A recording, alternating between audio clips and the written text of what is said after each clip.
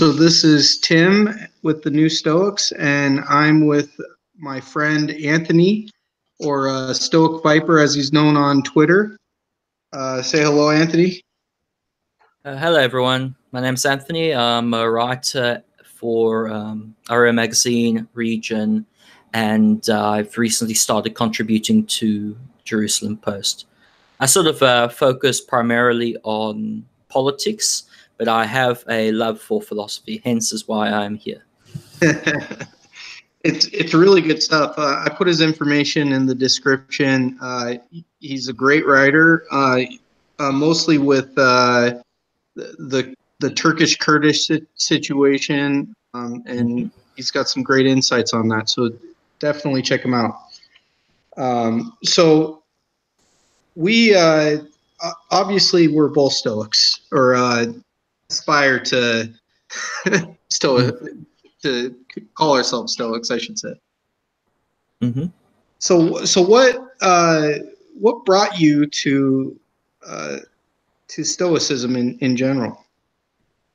Well, what brought me to Stoicism has to be my interest, I guess, with first, it started, I should say, with analytic philosophy, where I started to read thinkers like Bertrand Russell, and that led me actually to Friedrich Nietzsche and other philosophers down the line, where I eventually got to Marcus Aurelius's Meditations, because I had a fascination with reading, and essentially reading old, important classics, basically.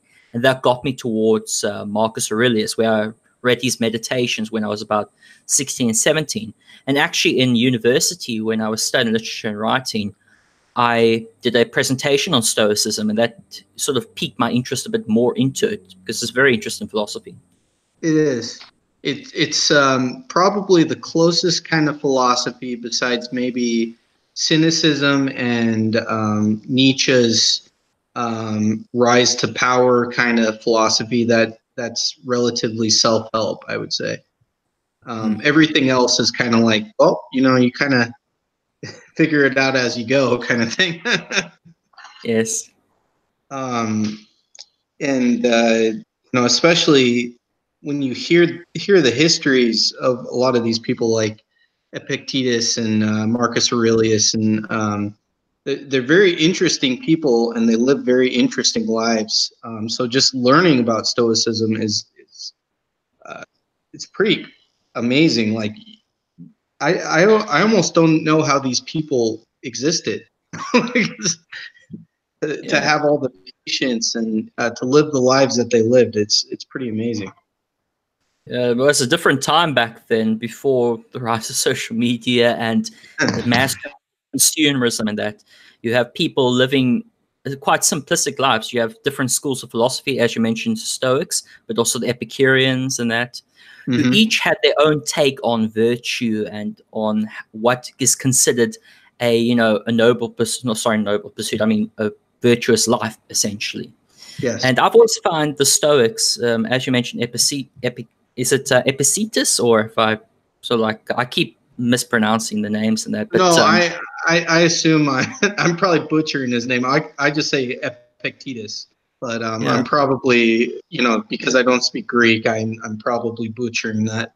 So what fascinated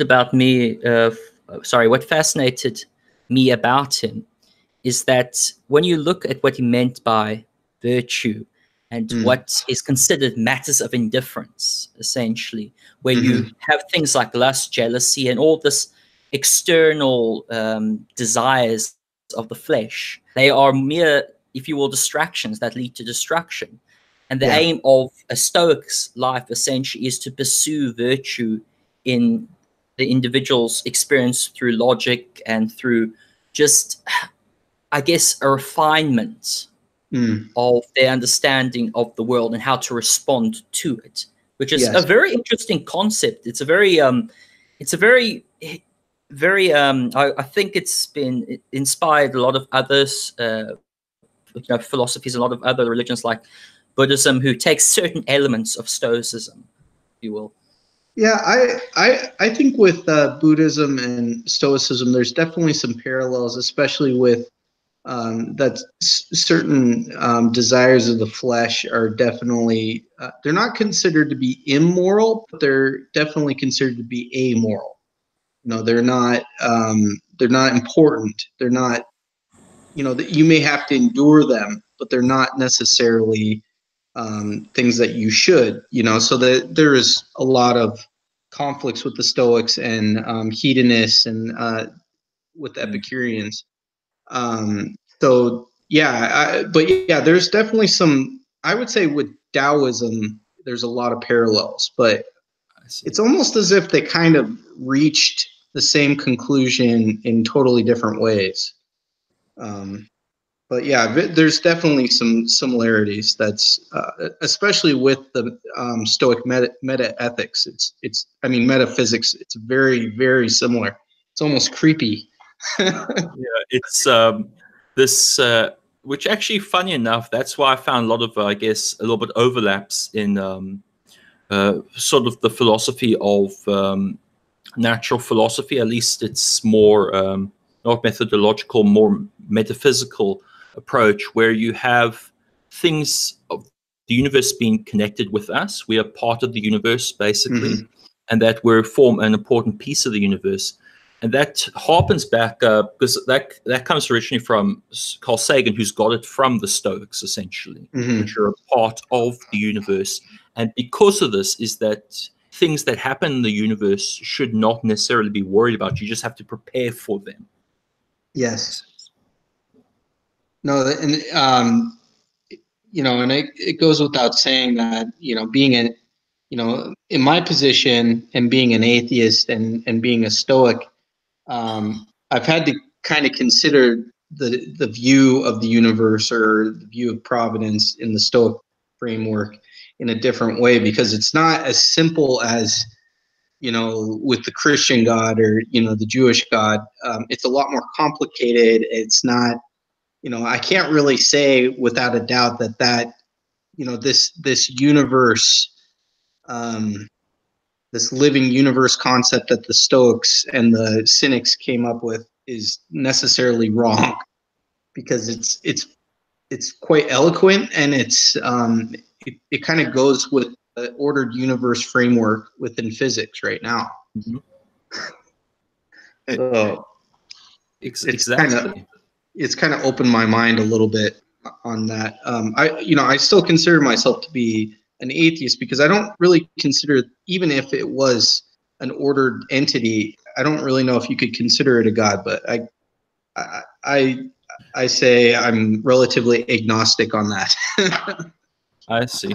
For a long time, actually, before I became an atheist, I was a pandeist. So someone who believed in, essentially, it sounds very confusing now that I look back on it, but I believe that the universe was at that time created by a deity who just left it to its own devices, and sort of we're a part of that universe. So my beliefs, if you will, they were still grounded in that natural, almost that non-theistic approach. It was more a pandeistic approach.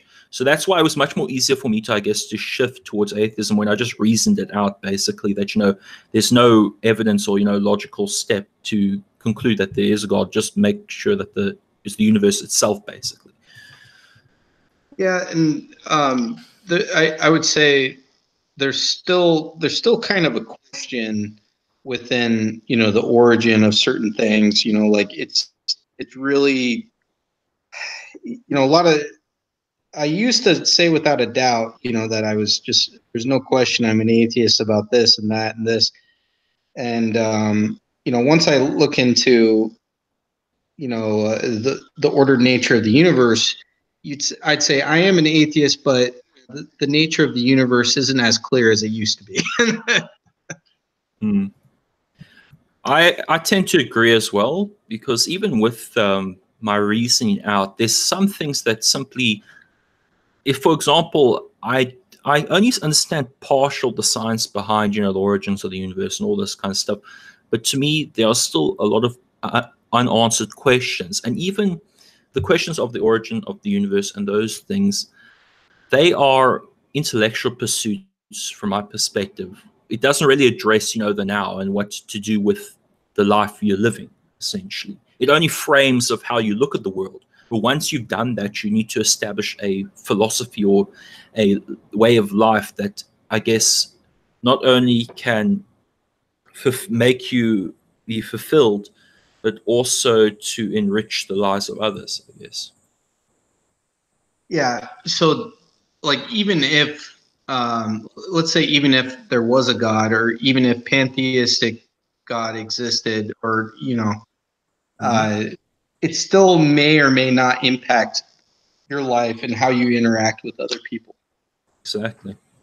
And so you have to come up with a normative, ethical system on how to act with others. And I didn't even, when I was a Mormon, before I was an atheist, when I was younger, I didn't know anything about ethics at all. Nothing. Like, all I knew about it was kind of like a code that God came up with, and you just had to follow it. But God wasn't necessarily so strict about it that you could be a little loose with it. And when I was an atheist, I didn't understand it at all. I looked into utilitarianism. I looked into Harris's weird theory. I think what's he call it? The moral landscape. Oh yes, the moral landscape. And I looked at hedonism and a few others, and I just the theories are okay on their own, and they somewhat work, but the problem was it didn't really explain how most people view morality. There's issues. It would cover the basics. It would cover, like, why murder was wrong or why killing was wrong, but it wouldn't really get into, like, why it's wrong to enslave someone, or why is it wrong to treat people equally, or something, something to that degree. It would only just and so once I looked into virtue ethics, it actually started to explain how ethics actually is, not how you wish it would be. It was a lot more descriptive about how people view morality, without even thinking about it. Mm-hmm. Like, people don't like unjust situations. People don't like people acting unwisely. You know what I mean? Mm-hmm. So to me, that was a big stepping for me to go towards virtue ethics, because other ethical theories just don't really make sense so much. They don't cover all the basics. They don't cover every reason why you should do something that's good and bad. Like. Mm-hmm. And even with that, no ethical system will ever be how you say total. It will not be like the totality of your being. For me, for example, I take lessons from Stoicism, and also take lessons from Existentialism, Mm-hmm. and as well as a tad bit of utilitarianism. It's more like it's like a hybrid, really, of my philosophy when it comes to morality, because I am also practical as well, and I do take into consideration the realistic aspects of life, but I do not let them, if you will, sway my sense of right and wrong, basically. Yes. Yeah.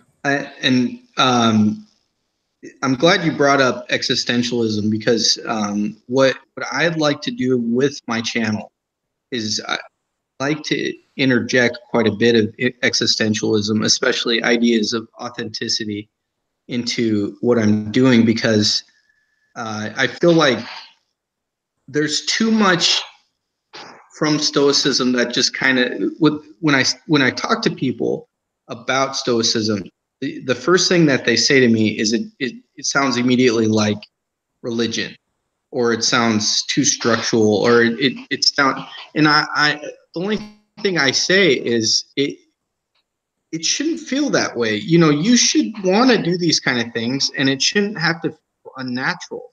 You should, it should be something that's not forced on you, and it should definitely be authentic. You know, the way we do things, because if you help somebody and people feel like it's in bad faith or you're inauthentic, then it's almost like it doesn't mean anything anymore to that person, you Exactly. know. And that's why I believe that there needs to be constant refinement in one's thoughts through Mm. reading and through experience, because ultimately you may have a lot of knowledge in your mind, but experience is the ultimate molder. It will mold your knowledge. And if you experience things with other individuals, this is why talking to people, this is why interacting with people, this is why friendship and camaraderie are important aspects in our nature, at least I believe in our nature, is because those experiences we have with others allow us to have not only critics to our own ideas and our own belief structures, but also allows us to refine what we understand about the world and to refine our sense of right and wrong. And even though sometimes the Mm. people that we interact with will not be the most, how I can say, right people or Sure. just for people or anything like that, it's still important to learn from our opposites as well as those we have similar ideals with. Absolutely. And the thing with Stoicism is it's not necessarily an evangelical ideology. So it's most of the lessons with Stoicism is the assumption that not everybody's going to do it. Not everybody's going to be a Stoic. And you need to kind of learn to live with people and also um, accept lessons from people who you wouldn't really typically expect to get lessons from. You know, the Mm. old saying, you know, you can't judge a book by its cover. You know, it's absolutely true. You know, I do it every day. You know, and sometimes you learn some great lessons from people. That's a very good point, because the thing I believe that judging a person by their outward appearance is simply something a part of our nature that we tend to do. We Mm-hmm. tend to, as a defensive mechanism, we look at the person who's approaching us, we immediately make a rough assessment and we think, okay, this person may lean this way or that way. Is it right that I talk with them? For example, if you have a person on the street who could be just sitting there and he could have a rougher expression, a rough appearance, basically dirty clothes, you're going to make a little bit of a judgment call. And if that Yeah. person approaches you, you'll often or not will have a defensive posture towards them as if they're trying to attack you. That person could be a completely normal individual. They could have just, had a rough day basically, and they don't mean you any harm, but it's just because of our inner, I guess, reptilian brain that Mm. we immediately make a snap judgment call. And I think the philosophy, especially Stoicism and Existentialism, as well as just logic itself, demands that you actually hold your judgments and think about clearly, okay, what this person is, or when I engage with them, judge upon those engagements. And unfortunately, a lot of people give into the reptilian brain. Even though Yeah. it's natural for us to make a quick judgment call, what happens is if you have developed that experience and that knowledge a bit, and this is not like I'm not perfect in this regard, and I'm sure you're not perfect in this regard either, No. then you sort of you'll have this ability to engage the individual without as much prejudice as you would have had you not done the thinking or had you not done the refinement of your understanding of the world. Yeah. And one of the reasons why I like Stoicism is it's not necessarily it's not assuming you're perfect. There's this idea of the Stoic sage, but it's more like a you know a a Plato type ideal kind of idea. It's not necessarily um, an obtainable goal, and so the assumption is we're going to be making mistakes. We're not going to be perfect Stoics all the time, and it's just going to be we're going to have some rough times. Even being a virtuous person, you're not necessarily going to be happy all the time. And sometimes you need to be pragmatic. Sometimes you need to make tough decisions. And, I myself have had several situations where I did not act very appropriately towards people. I get too upset, or and maybe to anybody else, they could justify why I was acting that way. But all I could really do is learn from that experience. It's not Christianity. I don't have to talk to a priest. I don't have my sins. The only thing that I could really do is learn and get better. And if I've wronged somebody, I try and correct that wrong. But there's no sense in dwelling in the past if I can.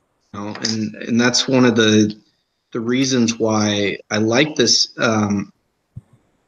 this idea, is because it's not something that has a lot of shame. It's kind of like, well, get back on your feet, go back trying to be a good person, and go do it. And with other bits of philosophy from Aristotle and existentialism and a few other ideas that I really hold highly, it's helped my life a lot more than I've ever had, being a religious person or being an atheist without any kind of system. And you need only look to Stoic philosophers and philosophers in general to actually see that a lot of their lives, like, for example, Marcus Aurelius, he was chiefly on the battlefield most of the times, and he wrote his meditations on the battlefield, essentially.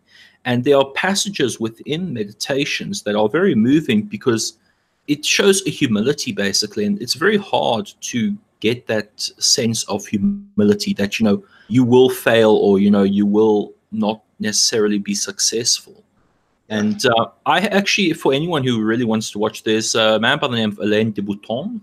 He's a Swiss, I call him the people's philosopher, because he likes to compartmentalize, that's the word, different philosophies from different philosophers. Like, he has a channel on YouTube called The School of Life, and he does narrations for that.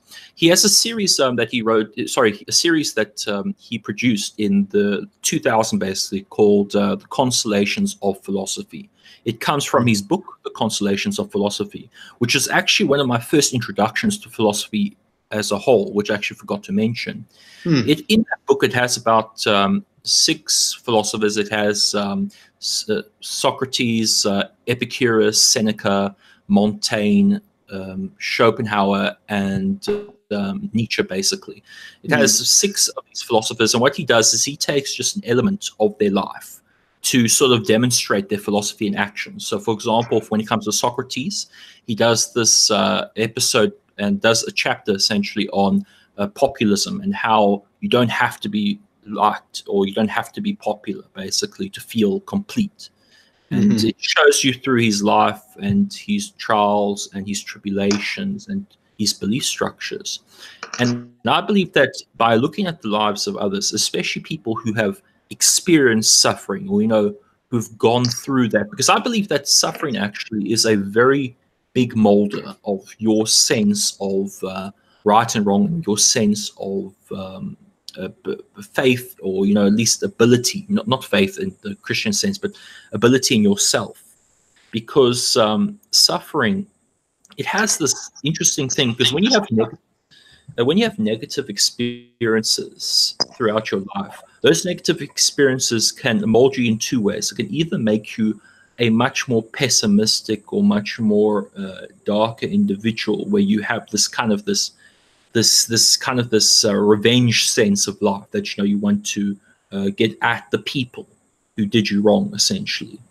And then there's another strain of that where you pursue a more, okay, my life may have all these difficulties, but fundamentally I want to not only be molded into a better person, but also to use my experiences to help others. And that is a very interesting dichotomy that we can either go this way or that way. And I know that's not like we're not going to go just one direction, then go the other one, that kind of stuff. It's a much more complicated process.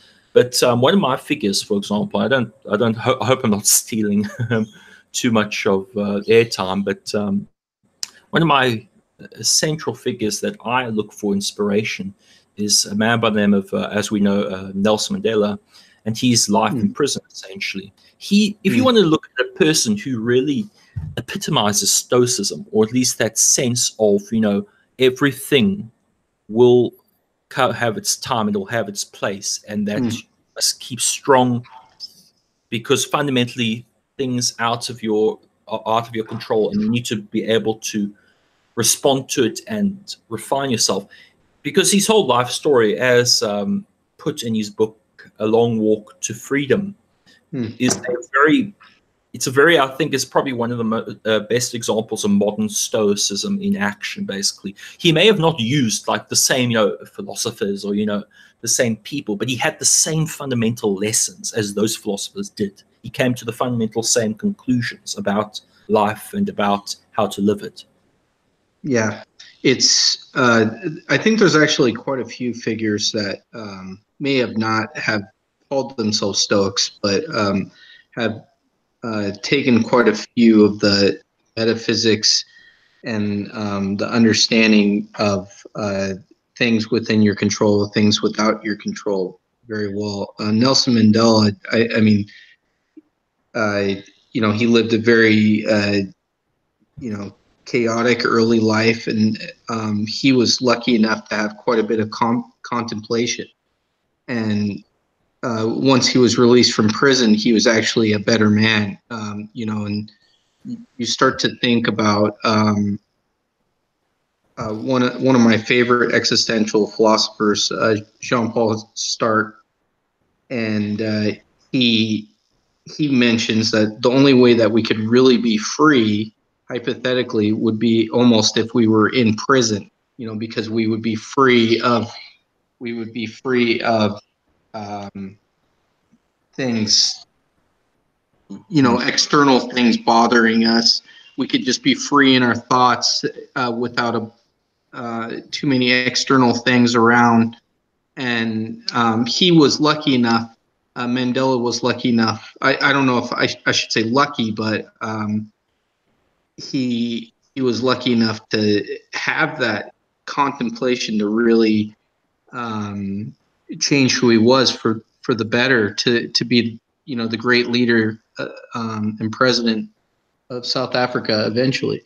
But yeah, it's and Marcus Aurelius is also a very great example of that, because he was almost chosen to be the perfect philosopher king, so to speak, of the Roman Empire, by his adopted father. And so it with a lot of suffering and a lot of high expectations and failures, you also can gain quite a bit of character out of that. Who'd have thought? Yeah. When it comes to Mandela, there's one quote that I always remember from Long Walk to Freedom, and it goes something like this. I've actually brought up the wiki quote page, so I don't actually, misquote him. So it's just a very short quote. It goes, "A man who takes away another man's freedom is a prisoner of hatred. He is locked behind the bars of prejudice and narrow-mindedness. I am not truly free if I am taking away someone else's freedom, just as surely as I am not free when my freedom is taken away from me. The oppressed and the oppressor alike are robbed of their humanity." And that right there, that quote over there, to me, this is one of those glaring things where he's taken from Stoicism, because fundamentally it's that attitude that, you can't be a prisoner of hatred. You can't continue to have those those I guess those emotions of the flesh, where you want to constantly hold on to a prejudice or hatred towards another person. You have to learn to understand that that prejudice and hatred locks yourself in this endless cycle of destruction, where the only way you can actually get out of that cycle of destruction is if you're forgiving, or if you're able to admit to yourself that you don't want to be a prisoner of that hatred. Yeah, it's a great quote. It's really I would say one of the things that I have been kind of battling is some of the misconceptions about Stoicism and how Stoicism actually is. So, you know, to me, Stoicism is overcoming suffering and being being humble in situations where you normally wouldn't be, and to understand situations when you pretend to have knowledge when you don't. You know, it's to be more true to yourself, and what the public views as being a Stoic is almost like a mindless robot who doesn't really have emotions, who doesn't really put themselves in very difficult situations, who constantly, um, you know, I think Nietzsche would say that it was like the slave's philosophy, because you endure things that you can't control, and it's almost without any kind of knowledge of the philosophy. And what the philosophy actually is I mean, it's just how we should behave. I would say, in many ways. And I've learned from my experience, and this took me years to sort of really truly understand, is that I've learned that you can't follow these philosophies as like strict guidelines as which you're going to use them as you mentioned, as religions. You have to follow them in light of your own experience. You've got to understand the lessons through your own eyes, how they apply, and see what these philosophers saw in their own time, because these philosophers, they wrote at a different time with different experiences than we do today. And Yes. for a lot of us, we need to understand that actually it's okay that they lived in another age. What we can do is we can take some of their lessons and sort of truly understand them through our own experiences. For example, I've battled with depression for a long time, ever since I was probably about 16. And one of the ways that I have, I get strength basically is by reading from Marcus Aurelius, or reading from Nelson Mandela, and I guess role models, I should say. I don't call them idols, I call them role models, because you shouldn't worship anyone as an idol, basically. You only should view them as a guide, really. But the thing is that I've gained a lot of strength through their words and through understanding that basically, the things I've been through and the things that others have been through suffering is just one road that I'll have to deal with for most of my life. But the way I can handle the way that I can handle it is to change my approach to how I see it, not merely as, okay, something that can never be improved, or, I'm totally going to be always sad, blah, blah, blah. Just to view it as an experience and to say, okay, there's actually a lot of positives in life. There's a lot of things in life that I always take for granted. And I'm not perfect with this kind of approach, as I think no one is really, because you can't really be like this, a total, like, I guess, virtuous God or something like that. You've got to instead be practical. You've got to understand that fundamentally you're human. You're more motivated, I guess, by emotions, sadly. But that's the reality. It's just you've got to learn to be able to address those emotions, to control those emotions as best you can, and to develop something, at least in those dark moments. It doesn't have to be something permanent, just an attitude, really. It's all about that attitude towards suffering, I believe. Yeah, and especially with things like depression or any other kind of ailment, mind, or a physical ailment. These are really things that well, I won't say you can't control, but they're very difficult to control. And, they're a part of you, so to speak, in some ways, and at certain times. And being virtuous under these kind of circumstances is very difficult. I also suffer from depression, and sometimes I have a very laborious kind of blue collar type job that requires a lot of heavy lifting and dealing with people who are not the most, let's just say, understanding of certain circumstances. And I try and be as virtuous as I can, but sometimes I'll yell at somebody, and I'll get upset, and I'll cuss and moan. And the thing, when I was a Mormon, when I would do things like that, I would be feeling shame. I'd feel immediate shame about that. And now that I'm a Stoic, I don't feel shame. I understand why I feel these kind of things. And all I can really do is just move past it and don't dwell in it, and just try and be better next time.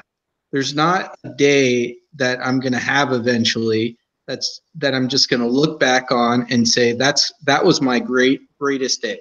Because most important things to think about with Stoic philosophy, and I would say with many types of philosophy in general, is it's about the present. It's about you trying your best, trying to get better. It doesn't matter if you had a bad day, because you'll have a better day at some point. And if you don't, it's okay.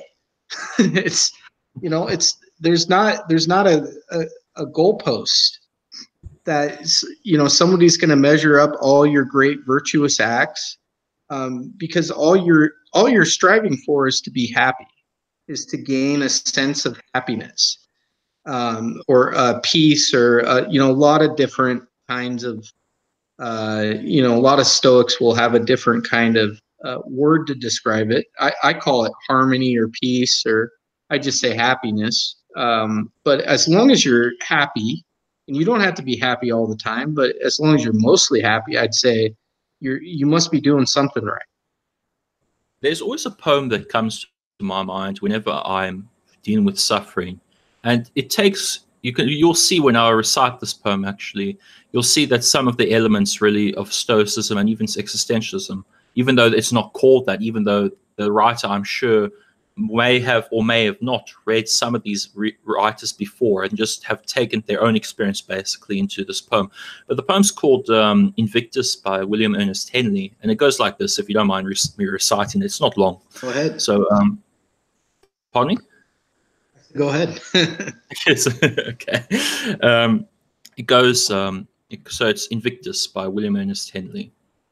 Out of the night that covers me, black as the pit from pole to pole, I thank whatever gods may be for my unconquerable soul. In the foul clutch of circumstance, I have not winced nor cried aloud. Under the bludgeonings of chance, my head is bloody, but unbowed. Beyond this place of wrath and tears looms but the horror of the shade, and yet the menace of the years finds and shall find me, unafraid. It matters not how strait the gate, how charged with punishment the scroll. I am the master of my fate. I am the captain of my soul. So that, yeah, That's great. Thank you. It was written by William Ernest Henley in 1873, if I recall. I could be wrong with that date, when he was suffering from tuberculosis, because he had recently, a couple of years prior, had one of his legs amputated, and that he was faced the prospect of another leg getting amputated. And he wrote this poem as a response, basically, to his emotional state or his mental state towards the prospect of, essentially another amputation, or the prospect towards his sickness. And he wrote this poem that has since become a quintessential poem of Victorian era, basically. It's been used by countless of peoples and countless of philosophers. I mean, Nelson Mandela, for example, knew this poem off by heart. And I know it off by heart as well. ever since I was about 16, when I was exploring Stoicism and exploring philosophy in general for the first time, is that it does fundamentally, it goes back to my point, does fundamentally have to do with your attitude or your approach towards suffering and towards existence itself. And if you can develop some sort of strength in your failings, essentially, in your every time you fall, you're able to get up each and every single time. You'll be able to become a stronger person, and it will be hard sometimes to get up after you've fallen. It'll be hard to sort of find that inner strength to keep moving on, but you have to fundamentally find that strength, and it will take years essentially, and you'll not get it right all the time. No, that's a great point, and I always liken virtue ethics to almost like, I think Aristotle likened it almost to like being a wrestler or something. You know, you can say you're a good person, but the more you do it, the better you get time. The more quickly you can recognize a situation where you can help, the better you can apply your virtue ethics without having to give it much thought. And overcoming hardships becomes easier because of all the experiences that you've had, and that's one of the best parts of the ethic of wisdom, is over time and the experience that we gain from our experiences and from our understanding and education helps us be better people and overcoming hardships a lot better. If we had financial hardships and we keep having them over time, you're going to eventually overcome it, hopefully. It's this idea that ethics is somewhat of an exercise. It's something that you can get better with over time, and overcoming suffering and pain can get easier over time too, with a lot of help. You think back of one of my favorite philosophers, Seneca, during his last days, and I keep thinking about how he reacted when the emperor told him to kill himself.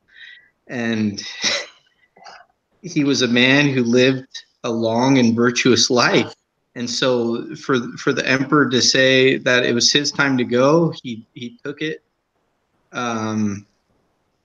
almost like a football player cheering on the crowd, saying goodbye, leaving the stadium, retiring forever.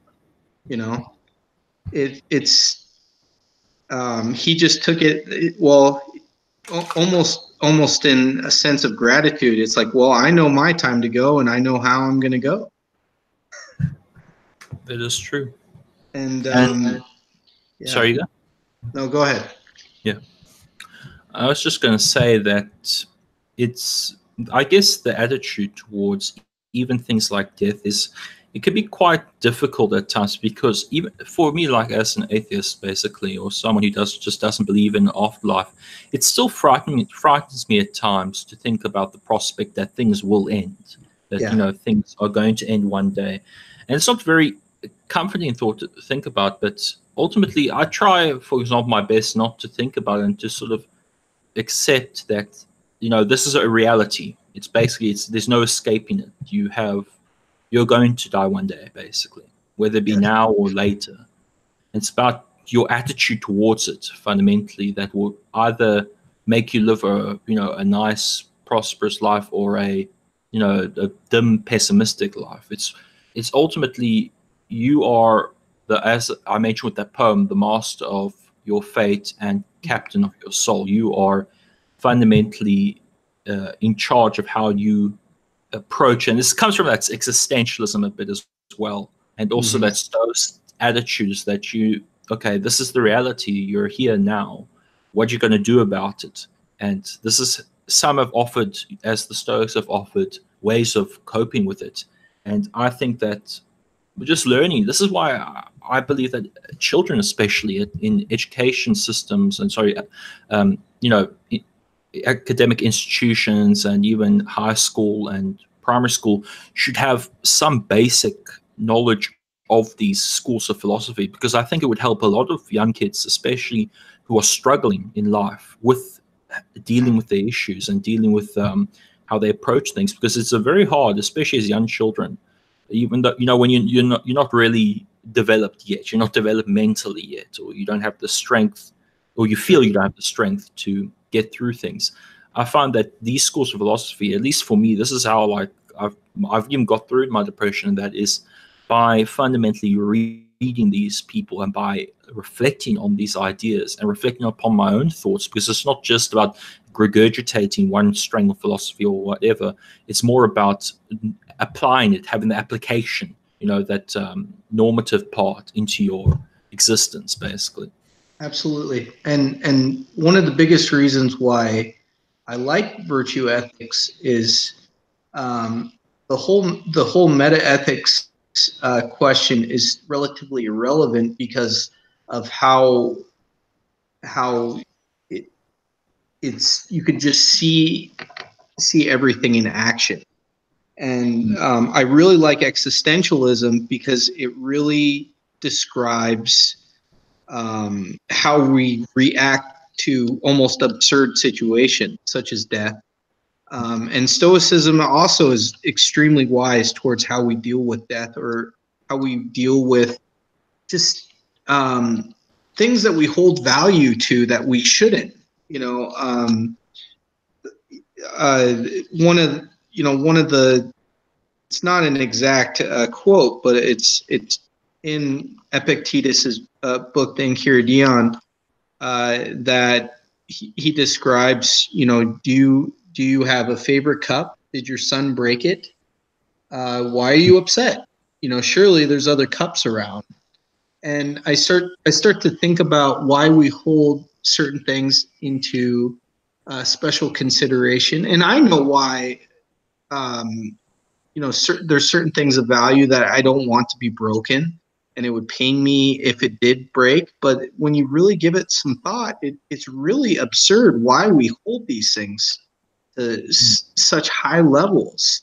And those things is, our mortality. We feel like we are, if we go, we're going to miss something. People are going to miss out on us, or being around us, or our family's going to miss us or something. And that may all be true, but it doesn't really matter at that point. If you're going to go, you're going to go, and there's nothing that really is going to stop that. and there's a piece to it, because it's a lot quicker, and there's no more pain at that point. And so the way that we describe it, in a lot of ways, when I talk about Stoic philosophy, when I'm on Twitter and definitely on my YouTube channel, I can't really go into detail about how the Stoics viewed death, especially suicide, because of their openness to it. that many prominent Stoics would actually have vials of poison and knives, just as not necessarily as saying that they were going to kill themselves, but as that reminder that there's always that last way out, that nothing is too hard for you to overcome. And so if you need that backup parachute, that was always there. That's not something I could really describe in detail in this day and age, with how sensitive people are. And people are very sensitive to that idea for good reasons. absolutely. But the way that they viewed death and suicide was a lot more, what should I say, blasé. It was a lot more, it was just people would just do it, and it was considered to be an honorable way to go, so to speak. It kind of reminds me of Albert Camus' famous quote when he said, "Should I have a cup of coffee, or should I kill myself or have a cup of coffee?" Basically, it's a very simple thought experiment, but it's basically okay. What's making you continue today? Like, why not go off yourself? That's the whole point of it. But it's a very simplistic and a very clever way of actually simply asking, okay, dude, what's your what's motivating you today? What's keeping you going, basically, from the abyss of darkness that is death, basically. And so what a lot of existential philosophers share with Stoicism, which is why I think that Stoicism and existentialism actually do overlap on a lot of things. Yes. But even though they are their own two different strains of philosophy, I do think that there is some compatibility when it comes to those philosophies. As for the attitude of mental health and things like depression and suicide, there is a stigma, basically, especially in the West. There's a stigma towards the notion of mental health and suicide, which is only really becoming more open nowadays. About 20 years ago, or even 10 years ago, there was this attitude that, okay, you keep your personal issues to yourself. You don't talk about depression. You don't talk about suicidal thoughts or anything like that. It's more something that only those, crazy or those loopy or those, the kind of the judgments you get basically of those people. And I think of a lot of reasons why mental health has become now a bigger issue in the West is because we've not addressed it. We've not properly come to our senses and said, you know what, this is a problem. We've got to really find ways of coping with it. And I think one of the ways of coping with it is through philosophies like this or that. And even this is not, for example, to get rid of your responsibilities, because as Nietzsche said, you have to fundamentally embrace your issues and you've got to address them. You can't ignore them, basically. You can't give it to nihilism, as he called it. So you need to be able to find ways of coping with it and actually asking for help. Because for me, for a long time, I didn't ask for help. I came from that kind of that attitude, that culture where talking about these things, even as because I'm originally born from South Africa and I'm from don't want to go into too much detail, but essentially I was raised in that kind of that culture, if you will, of you keep, if you will, even the British attitude, like a stiff upper lip. Basically, you don't you don't talk about these things, and I think that's actually a big fault, because talking about these things and even discussion about these quote unquote taboo issues or these issues that are stigmatized is very important, because there's a lot of lessons to learn from simple conversation and simple reflection upon these philosophical ideas. And the existential philosophers especially the continental philosophers in the 20th century understood this. They understood that, having a conversation about the serious issues, even the dark issues of life regarding sex or even mental health like that, are important, because these things should become, you need to make them normal, not normalize them in the sense of, okay, they just accept them as for what they are, more address them and not ignore them, which had been the problem for many centuries, I believe. Yeah, and I mean, in many ways, something profound happened, and I don't want to just drag on Christianity too much, but there's definitely this a lot of Christian values that have made people afraid to address suicidal thoughts, and made people afraid to address death in a way that they almost ignore it altogether, because they'll either view, based upon their religion, they'll view that, life is just a test before you go to the afterlife or something to that degree. And especially Christian thoughts with suicide, has really altered the view in the West that anything related to suicide or being suicidal is considered to be bad. It's quite a different viewpoint from the Roman times and the Greek, ancient Greek times, where suicide was actually considered to be, an honorable way going out. And to this day it still is, and I think in Japan and Korea. But it's, to me, I kind of feel like I don't like to say this, but I kind of wish that there was that option, that some people felt that if life is just so hard for you, you just don't want to live, that there really is that option for you if, you were to take it.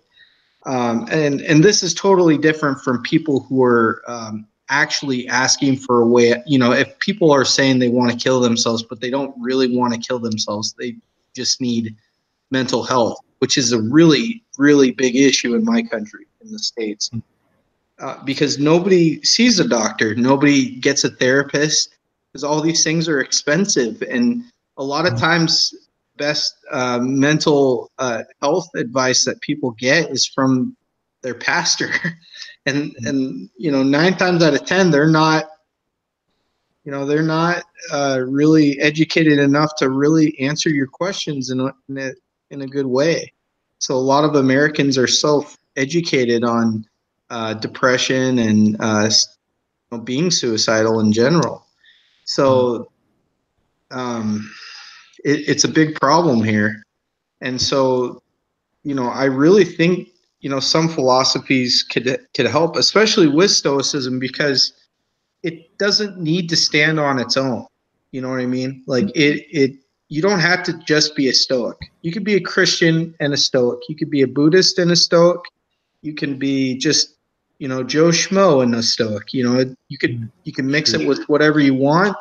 No one is really gonna, there might be a few people who say, oh, you're not a purist or something, but really, if it helps you live a better life, and it gives your life value and meaning, and helps you understand some of the more difficult parts of life, I don't think anybody's really gonna stop you.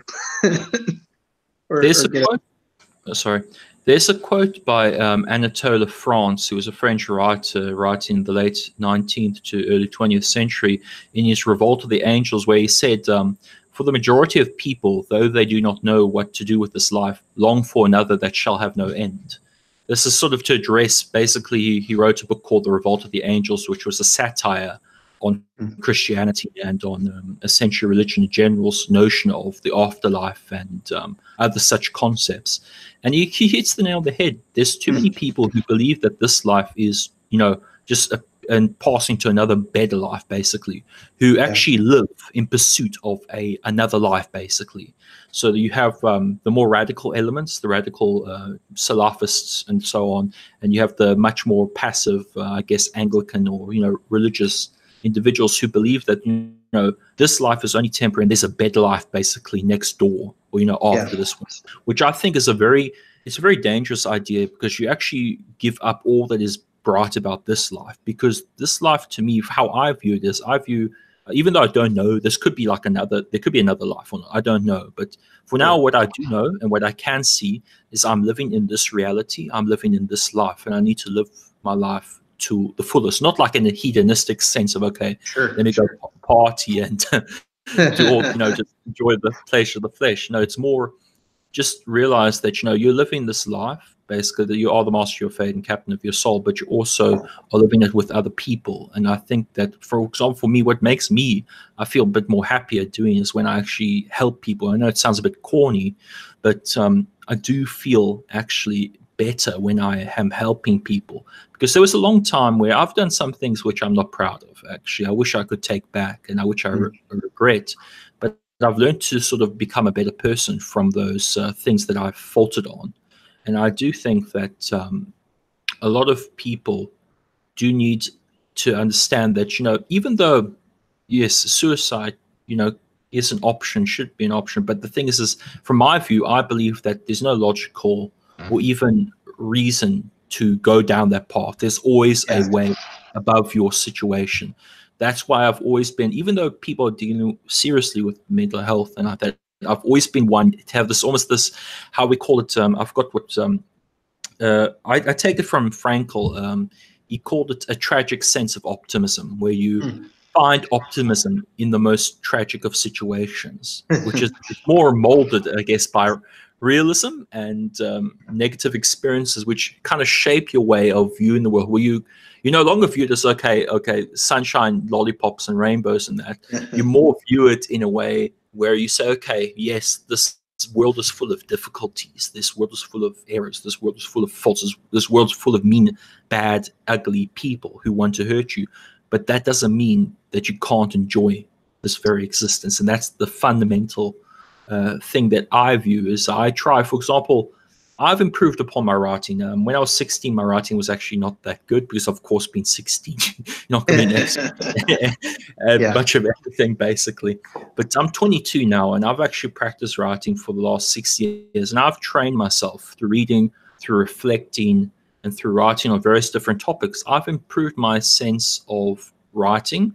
I've improved my communication skills, because I used to be a much more introverted person when I was 16. Now I'm much more, as you can see, I'm not as bad as talking as I once was, basically. So what I've learned to do is through the refinement of my skills as a writer. And I've learned that I have a lot more to learn, and I've got a lot more skills to develop, but that's okay. And the struggle's always going to be there, and that's okay. And I really think that, for example, the reason why I now write about politics more than I do about philosophy, even though I would like to write about philosophy again, is because I've said to myself, okay, I understand these ideas thoroughly. I've written on them before, and I may write on them again in the future. But I do want to sort of like address what's happening in the now, basically, like, to take hold of the world as it is and to sort of address it, and to not remain an idle spectator, basically, of things that go on, which is one of the reasons why I write about politics now than I do philosophy, even though philosophy will always take a part of my heart, basically. Yeah, it's something I've been given quite a bit of thought, because I'm planning on doing a video series, so to speak. I would get into political topics and try and address it from a Stoic or something to that degree. And that's kind of one of the problems approaching something with philosophy sometimes, is it kind of is dealing with a different time. And so you have to apply sometimes a very old tradition to modern politics. And just trying to be stoic on Twitter or something is very difficult, because I go out of my way to show respect to everybody, and if they're being rude to me, I don't insult people. I don't mock people. I try and be respectful. I try and do everything in good faith. And I know I'm never going to get anything back in return. I don't have any expectations of that, because the culture online and the culture in politics in general is extremely nasty. And sometimes you just have to, a lot of people just decide, hey, if the gloves are off, the gloves are off. I'm going to throw ethics out the door, and I'm not going to really give any kind of consideration to my opponent, because they wouldn't give the same kind of consideration to me, which to me is a total failing of the idea of the golden rule. That's one of the worst. Again, I'm going off on Christianity, but it's definitely one of the reasons why I think that idea is just false, is because sometimes you don't care how someone else feels, and sometimes other people don't care if they're being mistreated.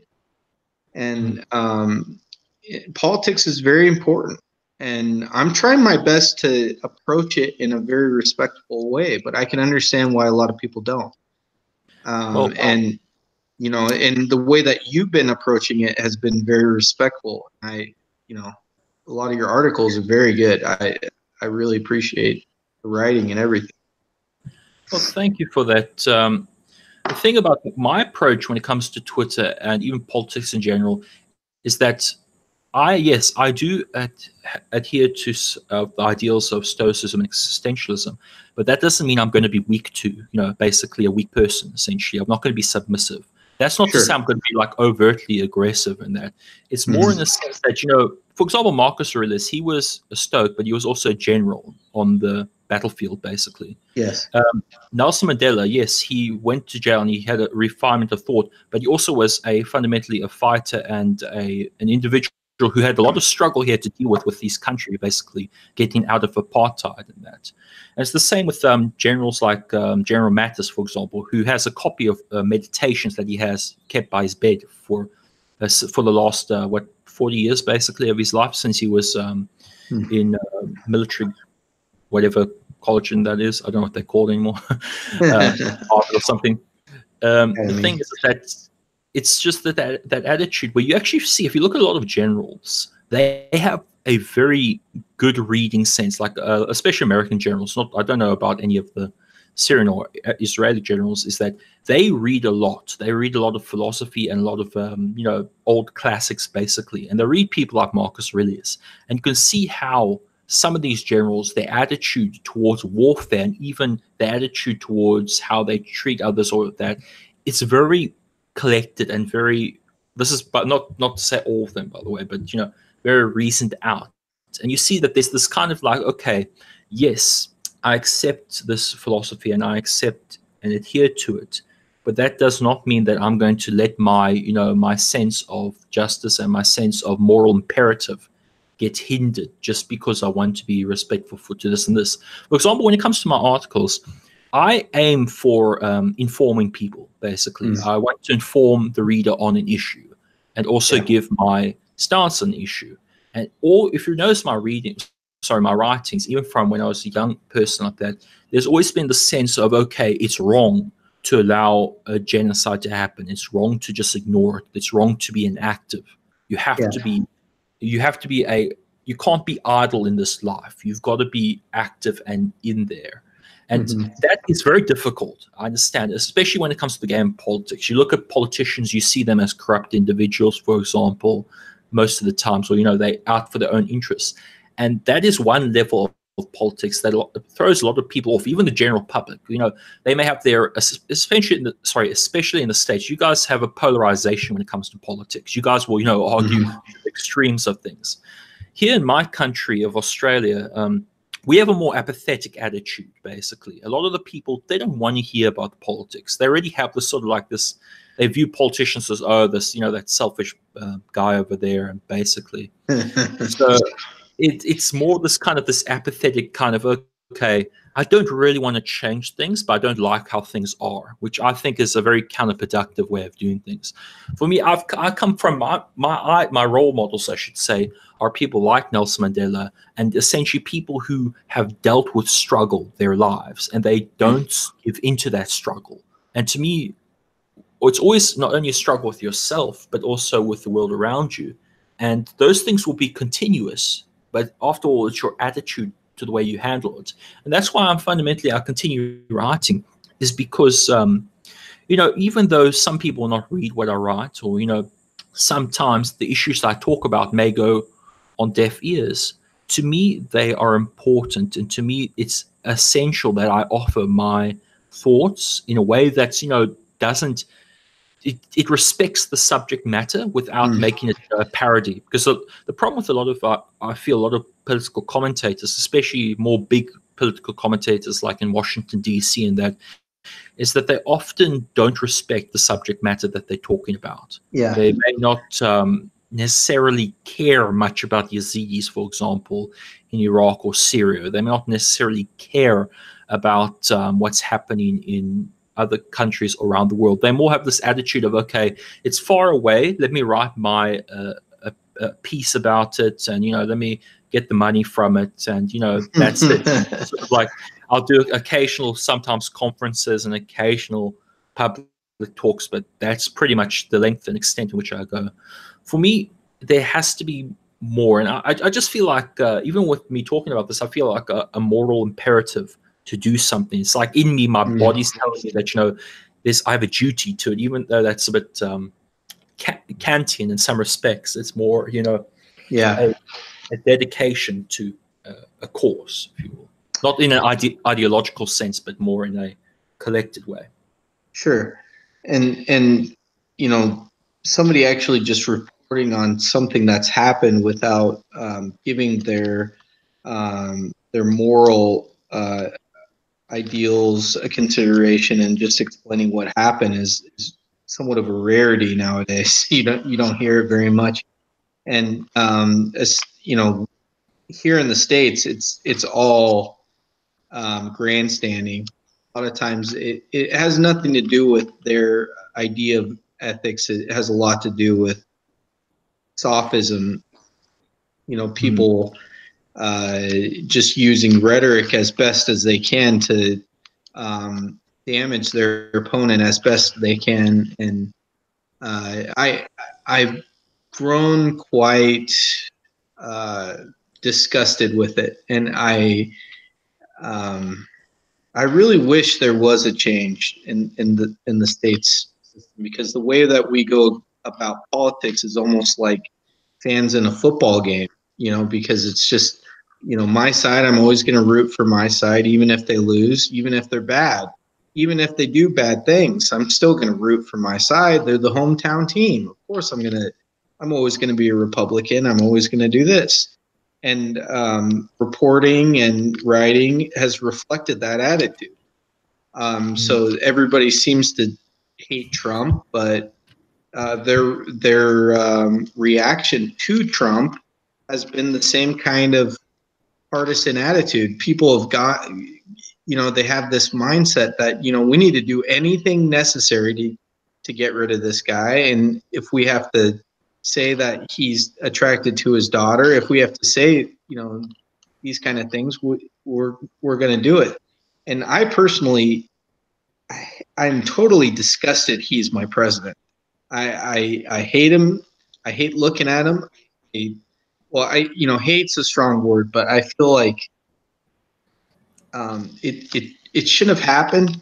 But the way that people have been reporting about his rise to the presidency and all his followers and all this kind of stuff, they just kind of treated bad attitude with more bad attitude, but on the other side. And there's just, I just feel like there needs to be at least some base form of ethics that people have. In the United States, it seems like nobody really respects the other side so much. Like, like I don't know. I would just kill for just general apathy, because it just seems like in the U.S. everybody is just, they're just so dead set against the other side, and it's really trying my patience. And that's attitude, I guess, not your attitude. I mean, that back and forth kind of attitude that a lot of people have. It goes way back, right, to Socrates' days, because Socrates was talking about the sophists as well of his time. He was talking about the politics of Greece at the time, the Greek states or whatever. The thing is that for me, when it comes to politics, I know how the game is, basically, how this back and forth goes. Even though I dislike it and at times maybe despise it, I know how it works. And it doesn't really, even though I should be honest, it does sometimes bother me. What I do have an attitude of towards it is that fundamentally there is a commonality that I can sense with people. Basically, their ideas and their belief systems. Even though they may be on polar opposite sides, I can see the common humanity in them, which a lot of people can't do. A lot of people use their ideology primarily to view the world, in which they Yeah. view the opposite sides as, okay, if you're a Republican, you must be a redneck, racist or something like that. And if you're a Democrat, you must be an elitist, a New Yorker, that kind of person. So there's this kind of view that they have towards these people that I think that is because of ideology that blinds them to the common humanity. Because actually, there's a lot of empathy that you can show for the opposite side. You can see, for example, empathy in people who may vote Democrat when you vote Republican or something akin to that. Now, when it comes to empathy, it sometimes can be very hard to give empathy to certain people. For example, people that I can't really empathize as strongly as I would like to is with, for example, the ISIS fighters who are being captured by the Kurds at the moment, and who are saying, oh, how bad they feel for going to the caliphate and all this kind of stuff. To me, my empathy is more stronger for the victims than for the criminals, basically. And because to me, I see them more as, okay, they've got caught now and they're just like trying to make an excuse. But that doesn't mean that they shouldn't be given some form of justice, basically. Yeah. At times, sometimes I may tweet things that run counter to that, but when it comes to my Twitter, I sort of tweet whatever sort of comes to mind at times. Sometimes I look at the tweet when I tweet it and say, okay, is that really something I should tweet? And I often delete it after a while, because I'm like, I'll refine what I think. I'm like, okay, maybe that's not the best thing to say. Let me say it in a different way, essentially. Because I think a lot. Yeah, I'm the same way. I actually don't even send it. I am just ready to hit the send button, and I'm like, okay, I'm not going to send that. Yeah, you must have that like impulsive feeling, basically. You're just like, okay, I want to send this because this looks good in my head, but I know that this is not really what I should do. Yeah. Definitely. No, it's.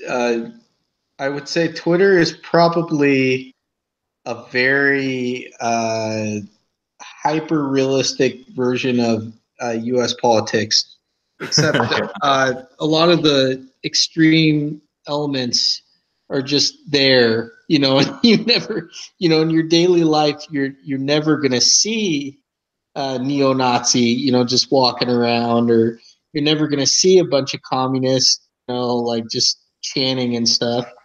But on Twitter, they're all over the place, and they seem to have an influence. And you're just sitting there, you're just like, man, I'm just Joe Schmo liberal, like what, I must be doing something wrong, or it's a really weird place. Like you don't even know how to respond to a lot of these viewpoints that you're hearing all the time. But I really appreciate hearing them. A lot of times I'll be retweeting, radical communists. It's like, wow, I have like the same viewpoint on this subject as a communist. Maybe they're not all so bad. I do think that social media has brought the extremes more into the fray. Yeah. I do think that largely a lot of people are, at least my belief in humanity is that a lot of people can be reasoned with, basically. There are people you can reason with, even though sometimes it can be very hard to reason with, because we have to admit that, people are products of their environment, they're products of their time. So that's why you have certain people who may give you some stereotypical stuff. Say, for instance, like a Southern person born in the Bible Belt who has a redneck kind of racist father, to put the stereotype, it's a full stereotype, basically. They're going to hold similar beliefs to their parents until they're in a different environment or until they've experienced something differently. Because that's why it goes back to the whole experience does mold your knowledge. For experience can change. For example, when I went to Europe, in 2016. I saw a lot of the places, and I saw how open-minded a lot of people, and how polite a lot of people were in Europe, especially like in France and other places. And to me, it sort of reinforced in my mind that there are good people out there. There are people who are like you and me, who just genuinely just want to live each day to the best that they can. I think a lot of people are like that, and Twitter just brings out the extremes. Like, Yeah. what, and especially with anonymity, when people are anonymous, they feel that they can say anything without any repercussions. Basically, Yeah. that's a problem. Because, for example, for me, I'm sort of like, I'm open on Twitter. Like, my name that you see is the name that I have, basically, Anthony Visto Bisson. And you pretty much probably could find me online based on my street address. But the thing is, it doesn't worry me too much because I believe my ideas strong enough to stand by them in real life, basically. Yeah. So that's my attitude and my approach towards at least online activity. And not all people are like that. Some people, it's very hard, especially in countries where there's very strict rules and strict anti-free speech laws that are in Sure. place that limits them from actually openly commenting on an issue without essentially risking their lives. Yeah, I mean, especially people in Muslim countries where Yes. in Iran and Pakistan and others. It's really I don't know. I'm happy I'm from a Western country, even though we've been going through some really rough times in the States. Like really rough, but I still have the freedom to speak out against the president. I could still say whatever I want about the political system. I could say I don't like capitalism or whatever. I could say whatever I want. To an extent, I'm happy I have that base freedom. But in another aspect to it, I understand that with that speech, there's quite a lot of power I could yield with it, and so I need to be very careful with my speech, and I try and behave in a similar way line that I do in real life.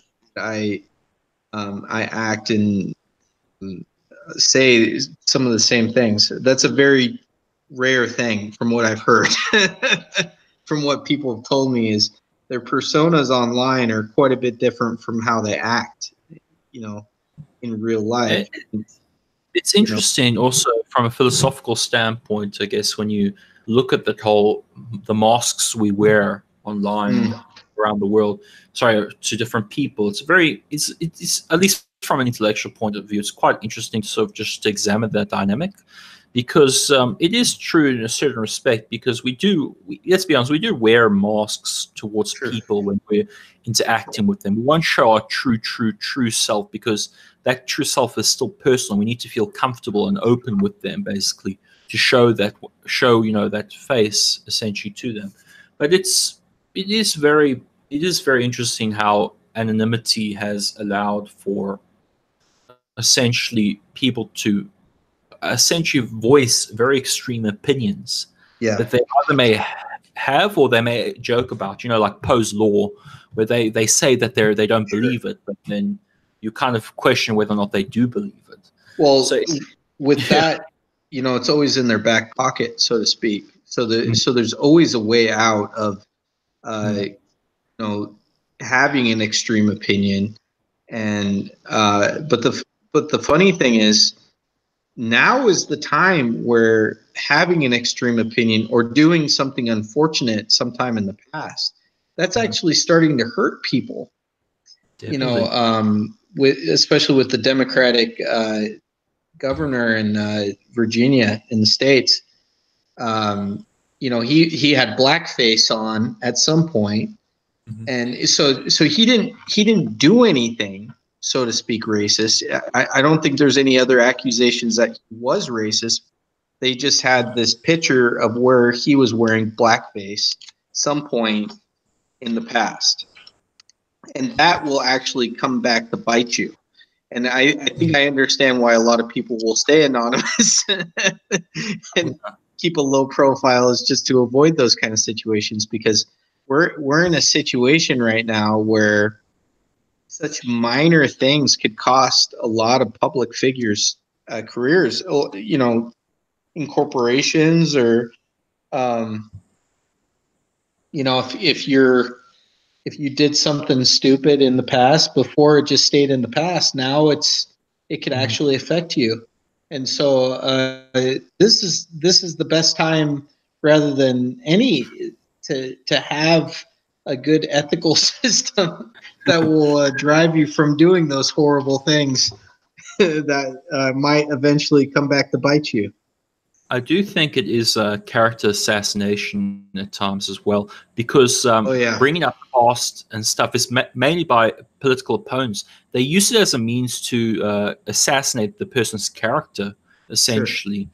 And sometimes it's, well, to be honest, at times there's things, for example, that I've seen said in the past, which are basically by people when they were like teenagers, basically, and mm-hmm. people take them as a reflection of their current views, as like Yeah, when they're 40 or 50 or like that, which I think is very disingenuous. And I think it's a very dangerous tactic to do that, because what essentially you're doing is that you're not addressing the person's arguments, or you're not addressing the person's, actual beliefs as they currently stand. You're essentially assassinating what they did in the past. Sometimes it is warranted. Like, for example, if there's like a Nazi doctor who's yeah, masquerading as yep, a Holocaust survivor, then of course that warrants it. But most times that I see essentially are like yellow journalism, or like tabloid mm-hmm. journalism, like, okay, what he said, she said.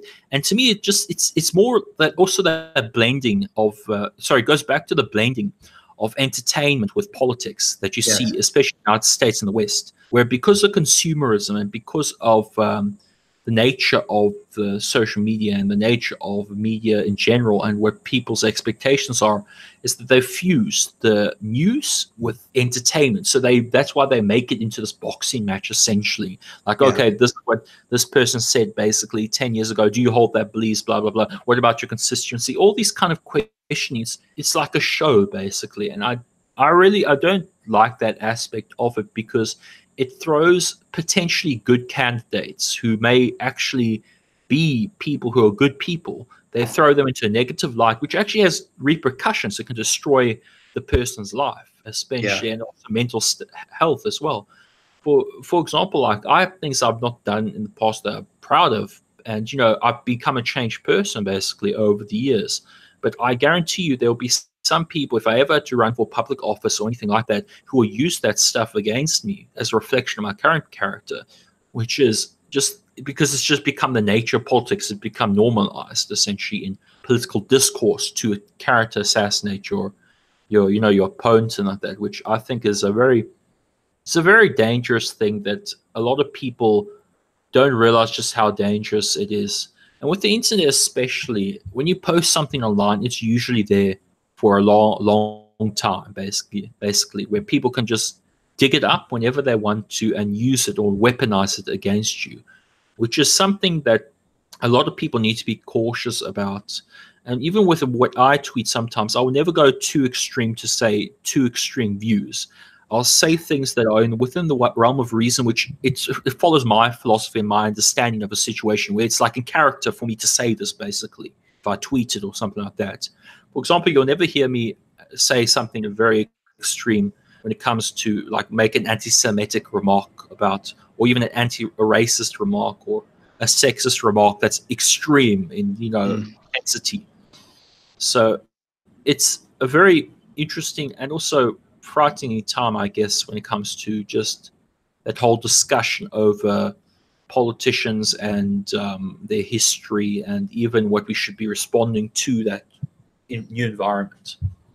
Well, yeah, and it also makes you kind of consider the people that you hang out with, and the Mm. people that you hang out with defend, because not only can things from the past be brought up, the people you associate could also be brought up, and so I've actually had to disassociate with quite a few people because I used to um, be relatively friendly with that whole anti-feminist kind of group on YouTube, and it was only that I started to realize that I was just openly defending Nazis, and really bad people, really racist people all the time, that I realized at some point all somebody has to do is dig up a tweet. They find somebody who I was following, or I retweeted a couple times,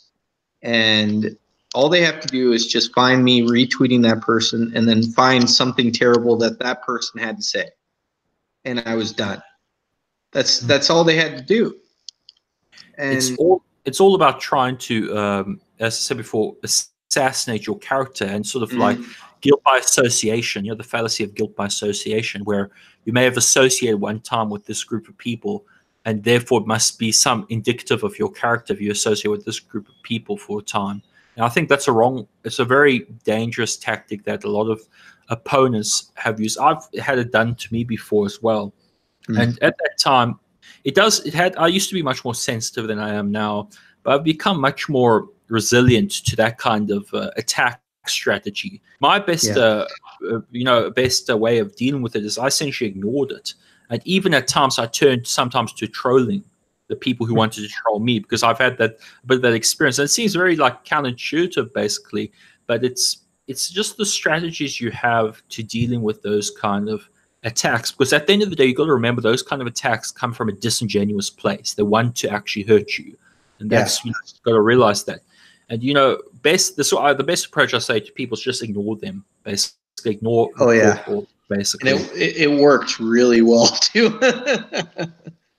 They soon lose their desire basically to attack you, because you're not responding to them. You're sort of like you're not playing the game with them, and they get bored eventually. Yeah. And, all my experience online is, the best experience is, just don't feed the trolls. If somebody's just arguing for the sake of arguing, just ignore them. If somebody's threatening to dox you, just ignore them. It's this weird idea that a lot of these people just feed off of the attention that you give them. And all you could do is, the best thing you could possibly do is just ignore them. And most of the time they go away, and, there's always the great, mute and block button, and I can't stress enough how great the mute button is, because I've had disagreements even with friends sometimes, and I just mute them for a while, and they ask where I went, and I'm like, hey, I just didn't want to hear you for a while. And so off you went, So I tell people, especially who are extremely stressed about certain situations. I've talked to people who've come to me and they say, hey, this person's bugging me. Can you do something about it? I'm like, yeah, block them. Stop worrying about if, how blocking makes you look to other people, because some people are not trying for a good faith argument, and that's another realm where existentialism has helped me extremely. Is if you can tell if somebody's coming off in good or bad faith, if they're being authentic or not, or if somebody's genuinely trying to engage you with honest criticism, or they're just trying to make you look bad or just attack you for the sake of attacking you. That has been, I've tried to come up with argument approaches based on that idea, and it's helped quite a bit. A lot of times I ask a couple questions that, kind of show if somebody's acting in good faith or not. And if they're not, I just don't talk to them. The conversation ends. I don't have time for that. I don't think anybody does, really. Go ahead. Sorry. Oh, sorry. Okay. Yeah, I sort of I have over 300 accounts muted. I've got over 300 accounts muted. I literally, like, my mute list is huge, basically, because I've just come to that stage of life, because I used to really get affected by stuff online. I really had, for a couple months, I had really serious bouts of increased depression because of this worrying and because of this, this fear of, okay, oh God, if what that person tells that person, that will hurt me, basically. And to me, I realized at the end of the day, it's only myself that can allow this to impact me. Yes. It's only my own thoughts that can allow this to hurt me. So what I do is I took a different strategy. I just started to mute, and I started to sort of ignore the people, because it's more of a reflection upon the person who will take just the random gossip of one person to judge your entire friendship with them, basically. So what I mean is that when some person will take a rumor of you, and they'll believe that rumor without questioning it, they'll throw their quote unquote skepticism out the window, basically, for this rumor, and they'll argue against you in bad faith because they're motivated by this rumor. And those are the people that actually, I kind of come to realize. I say, you know what? If you are willing to just drop anything that I've ever said to you, even though every encounter I've had with this person has been positive, if you're willing to just drop that at a second and basically take a rumor or some little thing that you've been whispered to by a person who you believe or you believe is arguing in good faith, then that shows me that you were never really truly wanting to engage with me from a perspective where you want to just judge me on your own relationship with me. And that's a problem, I think, on online circles especially. There's a lot of people who are willing just to give up friendships that may have been like 4 or 5 years where they've nothing but good interactions with this individual, where they automatically will no longer talk to you or will start spreading negative rumors about you because they have been influenced by someone who has bad faith or who have once crossed your path before. And that's really, it just shows that it can affect this sort of like a tribalistic form of thinking can affect anyone, basically, including, for example, like in the skeptic community or those other places where they claim to be rational, they claim to be skeptic, but at the end of the day, it's not reflected in their actions. It's not reflected in the things they do, basically. No, and I started to realize that most of my arguments, especially against feminists, were extremely exaggerated, and I would be applying a weird, gross, exaggerated viewpoint to a person who didn't necessarily have that viewpoint. And so every time I would get into an argument with somebody online, it would be a straw man. And eventually I started to realize that I was assigning beliefs to people that didn't have it. And I started having quite a few disagreements within the skeptic community. And I say, we're acting extremely unethically, and we are not we're not giving people a fair shake. We're just attacking them for the sake of attacking them because there was this perceived culture war that I started to realize didn't exist. There was no culture war. There isn't this big fight against rational people versus SJWs. That was all created.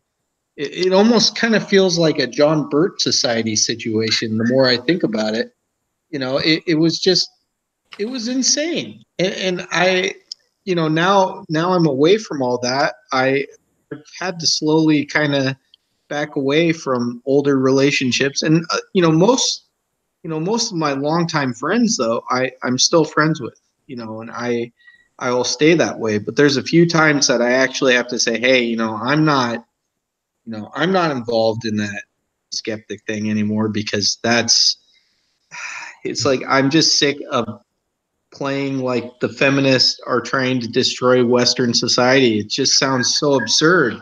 It's like they are Western society. Feminism's a Western idea. Like, what are you talking about? Yeah. Like, the thing is that I have good friends that I've stayed good friends throughout those difficult times during my online interactions and even in real life, because I've assessed them based on what they've interacted with me, basically their actions towards me. I've not assessed them through the lens of someone else's rumor, basically, about them. I've assessed them through the lens of my own interaction with them and how they've treated me.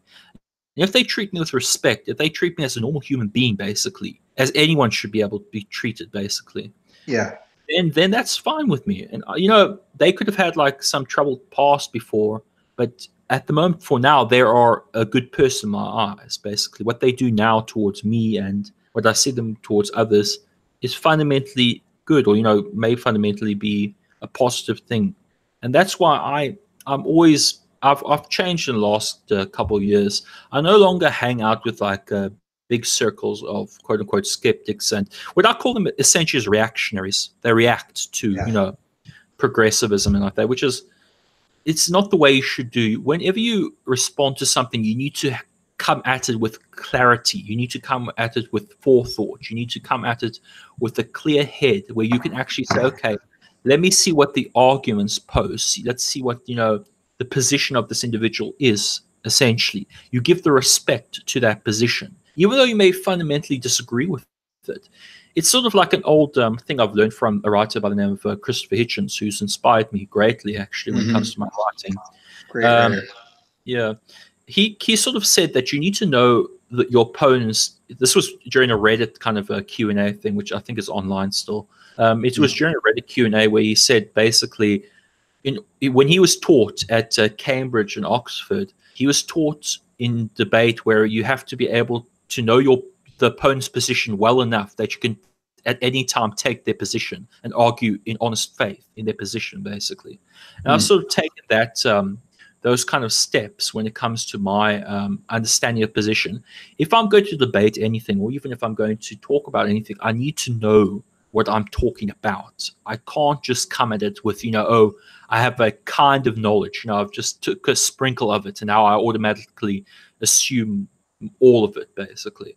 The position I come from whenever I approach a new topic, or even a topic that I want to learn about and argue about or discuss about, is I do my research. That's the one thing I always try to do. I do my research. I do the hard reading. If I'm going to talk about Stoicism, or even if I'm going to even know anything about Stoicism, I need to know the tenets of Stoicism. I need to know, okay, the different branches of Stoicism. I need to know the philosophers behind Stoicism, how its application, even my own opinion on it as well, needs to be developed. And I think a lot of the argument, especially online, that I see, a lot of it I see comes disingenuously. It just doesn't come from a place of, okay, I want to try actually understand where you're coming from. It more comes from a place of, okay, oh gosh, okay, you're that position. You're that person I think you are. You must be this conservative. You must be this way. Okay, let me just sort of do a straw man of you, and I'll fight that straw man essentially until you eventually block me or mute me or don't talk to me, or so on, how it goes. Yeah, well, I feel like it's almost out of anti-intellectualism, to be honest. And I'm not saying it's just from the reactionaries that are doing that, because I see the same thing with progressives and other groups. But the problem is, there's one thing that I started to notice with the skeptics that I really was uncomfortable with, is I started spouting out the exact same talking points as the alt-right. And the alt-right has gotten way too much power in the United States. And so I started to realize, I was straw manning my opponent. I was making them this crazy cultural Marxist boogeyman that didn't really exist. I started to make a realization back to my own college days that, people even, I'll say this: most professors are left wing, but they are not all Marxists. They're not all communists. They're typically more, they'll vote Democrat, but that doesn't mean that they're the extreme like leftists that they're portrayed. Not to say that those people don't exist, but they're rare. They're not common, and they don't have very much power either. They have no power. They have a ridiculous lack of power, to the point that people felt like electing Donald Trump would actually balance the power. And then I realized something. I'm like, no, they had the power the whole time. I mean, even if you look at politics there around the world, most countries, especially like in Australia, it tends to lean conservatively, as well as in places like the United States, leans towards conservatively, and so on. A lot of Anglo-Saxon cultures basically lean towards the conservative side or lean towards the right. And this whole notion that, okay, the left wing is, or, the Marxists, cultural Marxists, or whatever they call them, are in control of, the White House and like that is absolutely ridiculous. Or in control. Oh, yeah. Well, it's absolutely ridiculous. Basically, you just need to look at reality and history to see that for a long time it has always been the more traditional, or even more authoritarian at times individuals that have come to power, basically. Yeah, absolutely. I just that's one of my more regrettable associations online. I would say. Yeah, I did try and overcome it. I did have a YouTube channel that would kind of mock the skeptics a little bit, and I wrote for that channel, but it kind of fell apart when the person who was the voice of that channel kind of quit, and so I couldn't do that anymore. But that was my like outlet, my liberal outlet of dealing with the skeptics. But I just started realizing it. It was just there was a lot of misogyny that that like everybody was going out of their way arguing rape statistics weren't real, and they're going out of their way to say that the cultural Marxists are trying to destroy gender roles and all this kind of stuff. And I'm those are some people I'm kind of backing away with, but I still stay friends with some of them because they're friends is friends, even if they're crazy, I guess. I grew up in North Idaho, and I'm sure you don't know much about that state, or probably never even heard of it. But it has a reputation of being a little backwoodsy. It's pretty much all mountainous, and the city where I grew up in actually had a neo-Nazi party move into the area with expectations of taking over the city government and all this kind of stuff, And and some of my classmates were actually, quite racist, and they would have to clean up swastikas all over the place. And, I remember hearing the N-word, more than I like to, by some of my classmates. And I never really viewed that as normal, but it was just the kind of things that I heard quite a bit. And so I'm very sensitive to that, and people saying similar things as those classmates.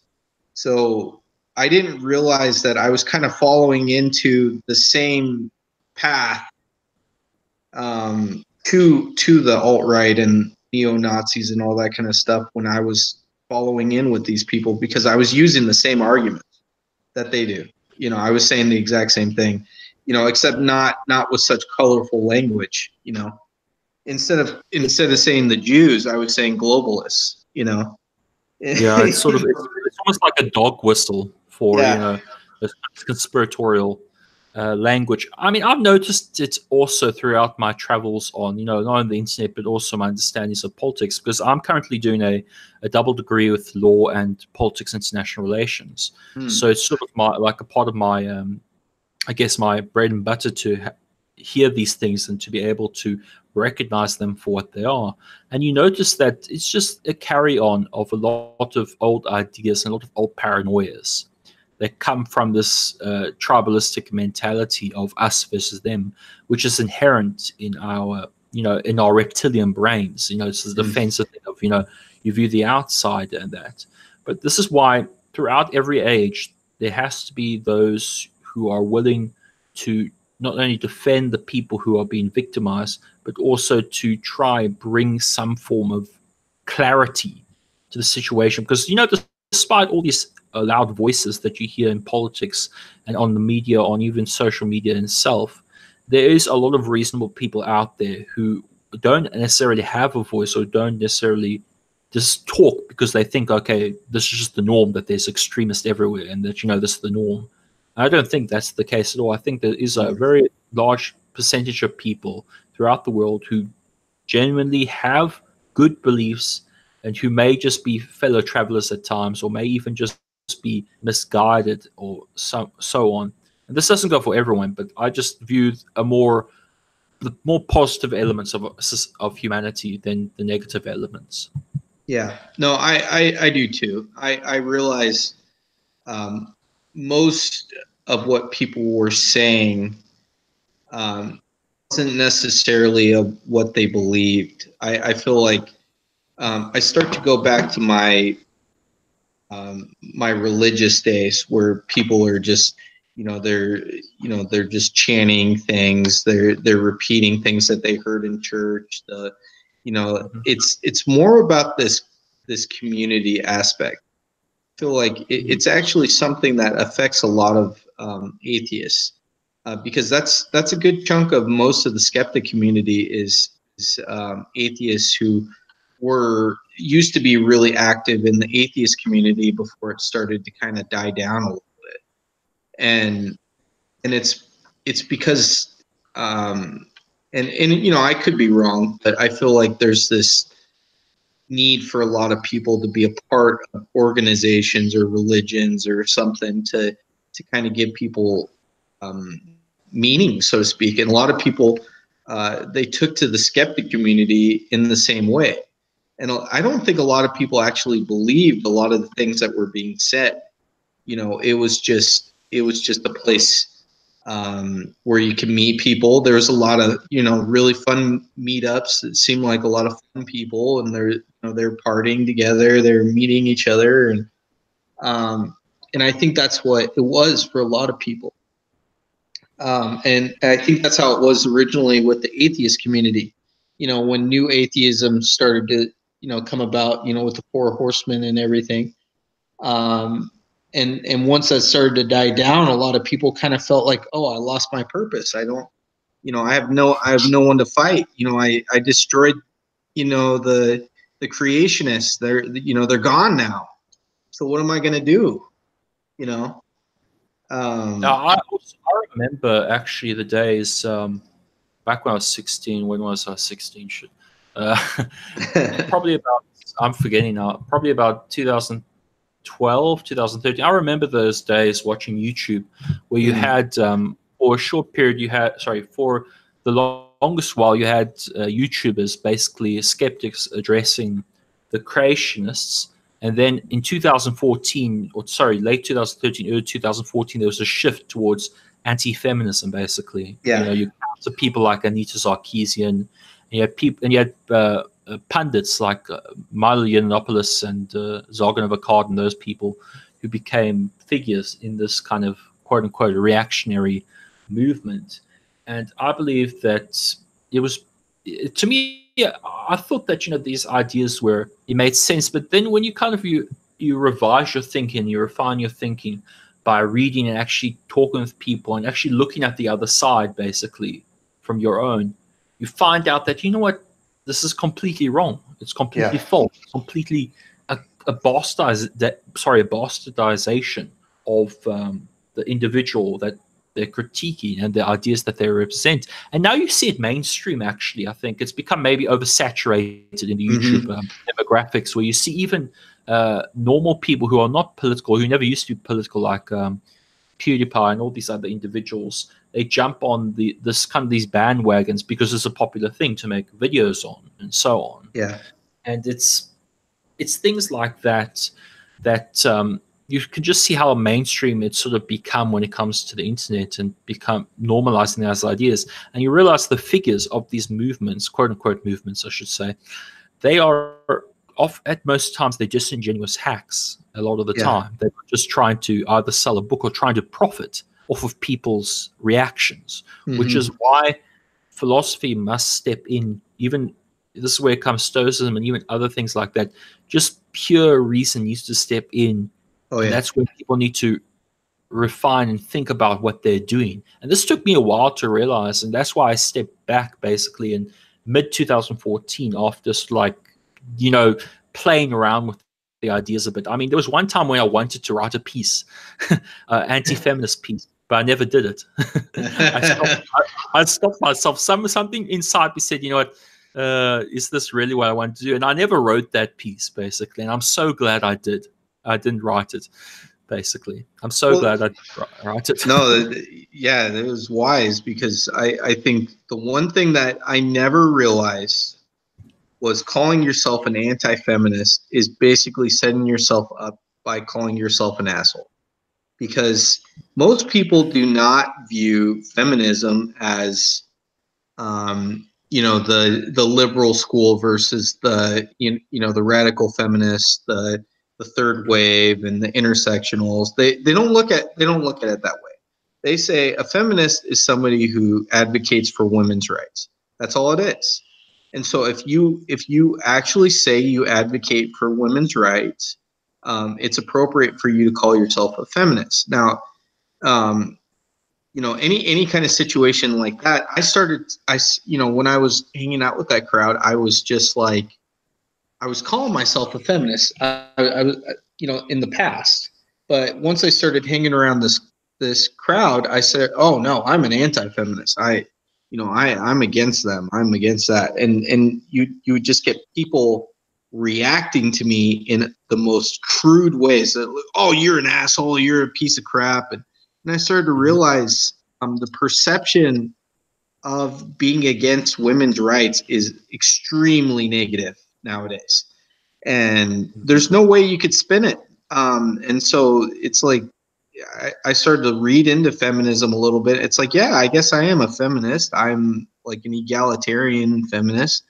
I don't, most people are, I would say, who call themselves a feminist. They're not necessarily an academic feminist, but you follow some of the ideas, and it's not something I have to say, oh yeah, I'm a proud feminist, blah blah blah. But it's like, if you face facts a little bit, you're like, yeah, I do care about women's rights. I care about abortion rights, and I care about the same things as them. So why in the hell wouldn't I call myself a feminist? Yeah. Like One of the things I have learned actually throughout my time on the internet, and even in discussions and conversations, is that before I even use the label of feminist, or any other label, I first define. Basically, I say, okay, the sentence may go, okay. So the person may ask, what's your positions on women's rights? I say, okay, I support the rights of women in government and in gender equality and so on. Mm-hmm. I use it more as a preface before I say I'm a feminist, basically, because they subconsciously have already what I mean by feminist in their mind, because I already defined it before I even said the label. So that's how I've used that sort of a tactic. I should not say tactic, but just basically change in the way I use the word. I have the label after I have the description, because that way I am in control of the sentence, so it doesn't be misinterpreted, essentially. Yeah. No, and that is wise, because especially if you're not really that open about using that that label, it's not really a big part of your identity. By calling yourself a feminist, a lot of people feel like you're a much bigger activist than you really are. So sometimes just saying you're an advocate for women's rights, or you just care about women's rights in general, is sufficient in saying you're a feminist, because a lot of times there's different kind of implications with the term, I guess. Yeah, it's a lot of people already make a straw man of you if you use certain labels. Yeah. So I've sort of learned to deal with that by sort of preemptively constructing a situation, or preemptively frame the situation in which I have, I guess, control of the language, basically. That way no one can really misinterpret even though some people, they do try and misinterpret purposely at times what you're saying. I try my best to put the position this way in a much more, I give it first the long explanation before I give, the short label explanation. Because that way, when I give the label explanation, the people will understand, okay, that's what he means by the label. So I don't have to Google it, basically. Yeah. No, I think that's the best way to go. Well, I think I'm getting a little late here. I'm probably gonna have to call it. But it was a pretty fun discussion. I think we need to do it again. Definitely. I enjoyed it thoroughly, basically. I keep saying basically. I've noticed I've said like probably basically over 50 times throughout the course of this 2 hour discussion. It's it's one of those words that it's like and basically or Like, what have you. yeah. Like it's all these kind of words that you use as gaps where your mind's trying to think of what to say next. And I'm trying my best to learn to think before I speak, so I don't have to say words like or like or basically. But sometimes when you're speaking fast or when you have a lot on your mind, you will use those little interim words. Place, yeah. I think it's an or a like to some people sounds a lot better than a long pause. So, Yeah, that is true. That is true. Like it's very noticeable. Essentially, when you see a politician in a speech, they have a long pause, and you're like, "Oh shit!" Sorry, not shouldn't say that, but no, it's what okay. they're going to say next? Yeah, absolutely. Yes. Well, yeah, like I said, thank you very much, Anthony. We had a great talk. Let's do it again, and I'll be in contact through Twitter, man. Thank you very much for having me, and I enjoyed this thoroughly. It's been a long time since I've actually talked about philosophy. Probably almost 2 years since I've actually properly had a discussion of philosophy. It's very refreshing to have one again. Hey, no problem. Let's we'll probably do a specific topic next time, but it was great to have you on, and hopefully it's not another 2 years before we discuss it again. Yeah, thank you very much, and have a good day. Thank you.